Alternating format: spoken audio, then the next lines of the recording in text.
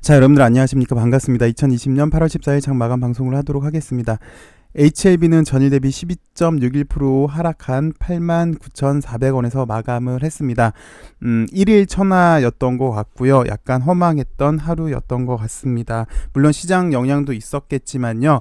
일단 기술적으로 좀 살펴보시면 어저께 상한가가 이렇게 가주면서 두 가지를 예측을 해볼 수가 있었어요. 첫 번째, 워낙에나 LB는 이렇게 큰 수급이기 때문에 한번 뻥 치고 올라가면은 뻥뻥뻥뻥 치고 올라가더라. 그래서 그 신호탄인지가 일단 궁금했고요.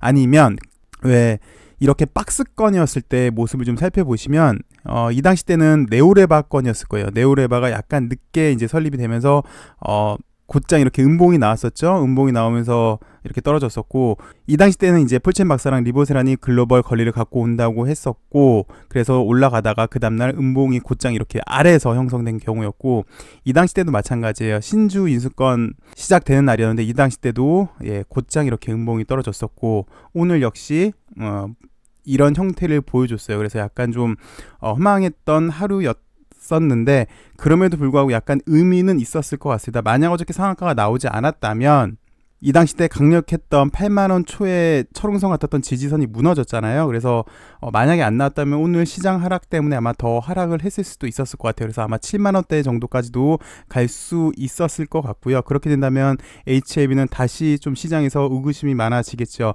특히 신뢰도의 문제가 많아졌겠죠. 야, 이거는 회사는 정말 사채권자랑 꿍짝꿍짝하는 회사다. 역시 주주의 이익이랑은 주주의 권익을 생각하지 않는 신뢰성에 문제가 있는 회사다라고 생각을 해볼 수도 있었었고요. 그 다음에 어저께 상한가가 안 나왔다면 물론 오늘은 다시 거의 도로함이 타블이 됐다만, 여전히 어저께 상한가 감으로써 여전히 LB는 한 방이 있다, 나 LB는 살아있다, 시장의 관심을 받기에는 충분했던 하루여지 않았나라는 개인적인 생각은 있는데요. 어쨌든 크게 보시면 우리가 원했던 건 이런 큰 수급이었는데 다시 이 당시 때처럼 이렇게 다시 회귀된 느낌에서 다시 조심스럽게 한계를 사실은 보여준 거죠. 조심스럽게 좀 지지부진한 모습을 보여준 것 같은데, 사실 그 큰 수급을 바랬던 거는 LB 같은 경우는 연속해서 연타를 치잖아요. 큰 수급이라면 연속해서 좋은 호재가 많이 나오는 건데, 어저께를 시작으로 해서 오늘도 약간 여기 위에 머물러 있어야 돼요. 무조건 위에, 이 당시 때처럼 위에. 네, 몸 머물렀다는 거는 위에 머물면서 기다리고 있으면서 폴첸 박사가 들어오면 그거 이제 시작으로 연속해서 아필리아도 나오고 NDA 신청도 있고 등등등 여러 호재거리를 팡 터져줄 줄 알았는데, 그런 게 없이 그냥 다시 좀 약간 지지부진한 싸움이 되지 않을까 싶습니다. 그래서 일단 결론은 한계는 역시 폴첸 박사가 들어오지 않았던 한계가 있었던 것 같습니다. 물론 폴첸 박사가 들어온다고 해서 곧장 주가가 오르냐라고 물어보시면 100% 장담은 못합니다. 그럼에도 불구하고 폴첸 박사가 들어온다는 것은 상승을 위한 선제 조건인 것 같아요. 그래서 지금 단기적으로 보시면 일단 폴첸 박사 제3자 배정 유상 증자 건이 제가 보기에는 일단 여러 가지 호재가 있음에도 불구하고 그게 가장 시급한 문제이지 않나 싶습니다. 일단 시장부터 살펴보도록 할게요. 보시는 게 코스닥 지수인데 오늘 또 이렇게 음봉이 나왔습니다. 약 2.3% 하락을 했는데요. 상승 중에 이런 모습은 어느 정도 예상이 되는 그런 모습이었던 것 같습니다. 특히 이제 연휴를 앞두고 불확실성을 해칭을 하고 싶어서 이런 모습이 좀 나온 것 같은데, 이유를 일단 좀 살펴보시면요. 미국에서 추가 부양책이 민주당이랑 공화당이랑 약간 잡음이 있으면서 약간 연기되는 느낌이 있고요. 그 다음에 미중 무역 분쟁 갈등 약간 골로 가지는 것 같습니다. 미국이랑 중국이랑 1차 무역 합의는 했잖아요. 그 중간 이제 점검이 있어야 되는데 그 중간 점검이 약간 시장에서는 불안 요소로 작용을 한 것 같고요. 그 다음에 그동안 시장이 주도주급이었죠. 2차 전지가 상당히 좀 좋았는데 오늘 시장이 하락해서 그런 것도 있을 수 있겠지만, 모건 스탠리에서 2차 전지 부정적인 보고서를 내면서 안 좋았던 모습이고요. 그리고 우리나라에서 코로나 확진자 수가 100명을 넘어섰네요. 세 자릿수를 넘어섰는데 그 약간 심리적인 선인 것 같아요. 세 자릿수 100명이라는 숫자는 심리적인 선인데 이게 추가적인 확산으로 갈지, 그리고 지난번 때는 왜 일부 지역 TK 지방을 중심으로 해서 확진자가 늘어나는데 지금은 수도권, 서울 및 수도권을 중심으로 확대가 되고 있는 모습이어서 이게 약간 시장에서는 불안 요소로 찍히지 않았나 싶습니다. 거참 올해는 좀 그러네요. 장마도 이렇게까지 길었던 적도 없었던 것 같고 또 코로나도 쉽사리 잡히지가 않네요. 이게 좀 빨리 좀 해결이 됐으면 좋겠습니다. 종목으로 보시면 일단 코로나가 확산된다고 해서 교육 관련주들이 좀 좋았고요. 그 다음에 요즘 화장품 관련주들이 좀 좋네요. 중국에서 고위 인사가 온다고 해가지고 화장품주가 좋은데 제가 보기엔 이차한불이 대장인 것 같아요. 그 다음 일부 정치 테마주들이 움직였고 하락은 오늘 시장이 이렇게 하락을 하다 보니까 좀 많이 하락을 했는데 대표적인 게 2차전지 관련주들이 좀 많이 하락을 했어요. LG화학이니 뭐 삼성 SDI니 에코프로 BM이니 얘네들이 오늘 약간 시장 하락의 주범이었고요. 그 다음에 뭐 시젠, 여기 진단 키트들이 오늘 더 큰 하락의 주범이었고 우리 HLB도 시장 하락의 주범이었던 것 같습니다. 당분간 시장은 글쎄 올라갈 때 이렇게 뭐랄까 굴곡은 있을 수 있는데 크게 보시면 아직도 상방향으로 보시는 게 맞을 것 같고요. 잠시 단기 고점에 대한 차익 매물 실현 욕구라고 보시면 될 것 같고요. 약간 전반적으로 보시면 큰 상승 이후에 약간 기간 조정으로 좀 진입하지 않았나, 다시 대장주의 출현을 기다리는 시기이지 않나 싶습니다. 자, 그리고요, 오늘 기사가 하나 더 나왔네요. 호재성 기사가 하나 더 나왔는데 이 기사는 제가 어저께 영상에서 말씀드렸던 내용이랑 거의 90% 일치하는 것 같아요. 그래서 그때와 다시 정확히는 말씀을 안 드리겠고요. 제가 언급 안 한 부분만 좀 말씀을 드릴게요. 그리고 이 글을 쓴 기자는 우리 LB의 오래된 주주님들이라면 좀 잘 아시는 그런 기자가 썼네요. 근데 정확히 진 회장이랑 인터뷰한 것 같진 않아요. 인터뷰한 것 같지 않고 어디까지나 제 느낌인데요. 이게 3차례 수정을 했더라고요. 저는 점심때 뉴스를 갖고 왔는데 개인적인 생각은 지난 이렇게 기사를 보고 다시 제 뉴스화 하지 않았나라는 생각이 좀 드네요. 어저께 HLB 뉴스는 가남 1차 치료제로 글로벌 3상 진행 중에 있는데 그 중에 우리나라도 포함이 됐다라는 뉴스가 골자였잖아요. 그래서 우리나라 가남자는 매년 이렇게 발생을 한다고 합니다. 15,000명 정도가 발생을 하고 있고 매우 높은 편이라고 합니다. 그래서 국내가 글로벌 3상이 편입이 됐다는 것은 임상 속도가 더 빨리 진행된다는 것이라는 거고요.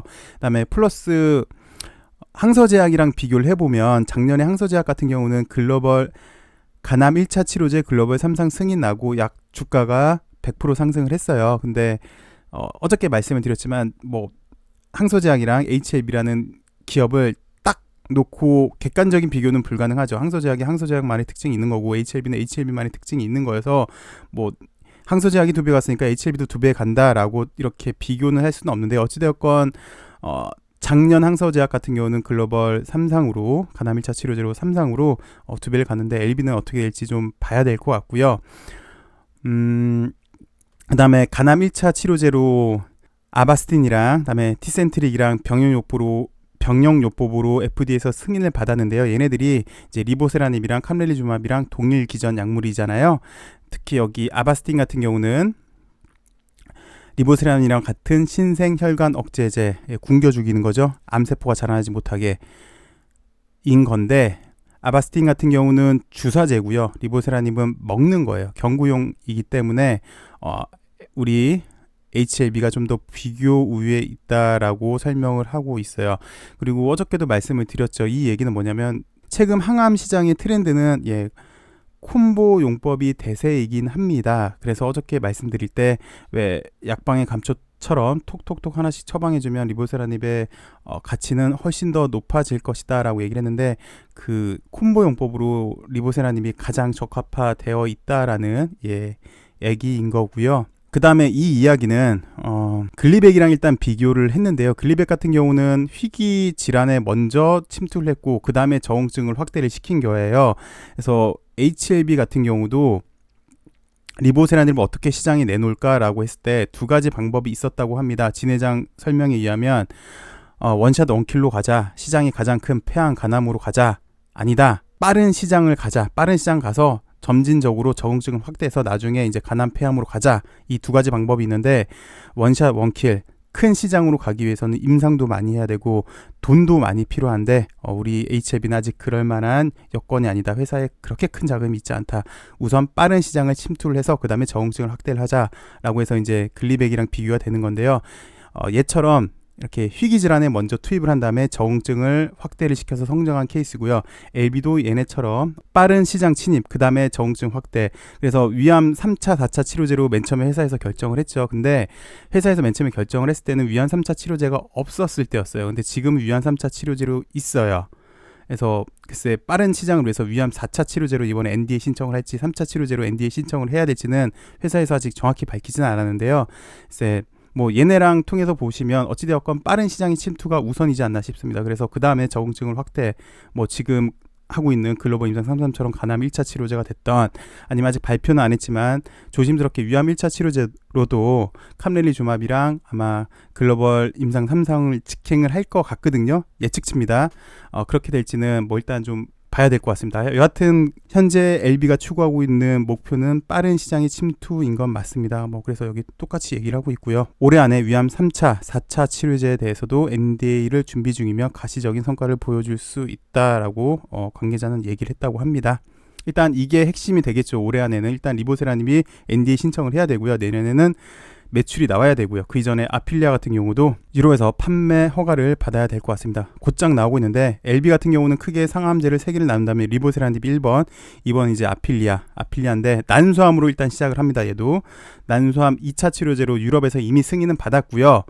이제 판매를 준비하고 있어요. 독일 혹은 네덜란드 쪽으로 보여지는데 아마 HLB의 가장 빠른 항암제 출시는 아필리아일 것 같습니다. 시장의 예측치는 그렇고, 그다음 세 번째 이뮤노믹 교모세포증 올 연말에 종료가 예상이 되고 있는데, 여기 보시면 이제 혁신신약으로 허가 신청할 계획 내지는 애로 계획인데요. 여하튼 빠른 상업화를 위해서 준비 중에 있고, 플러스 코로나19 백신도 아마 올 하반기에 임상할 것이라고 시장은 그렇게 예측을 하고 있습니다.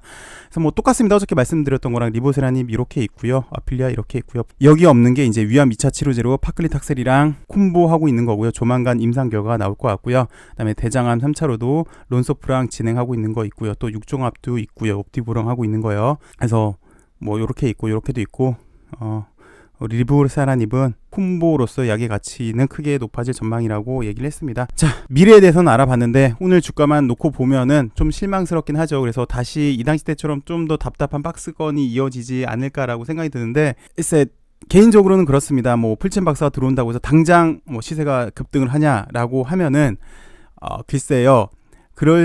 안 그럴 수도 있겠죠. 그럴 가능성이 좀 높다고 보여지고, 물론 안 그럴 수도 있습니다만, 어디까지나 좀 전에 보셨던 내용들이 나온다면 분명 회사의 본질적인 가치는 주가에 수렴을 하겠죠.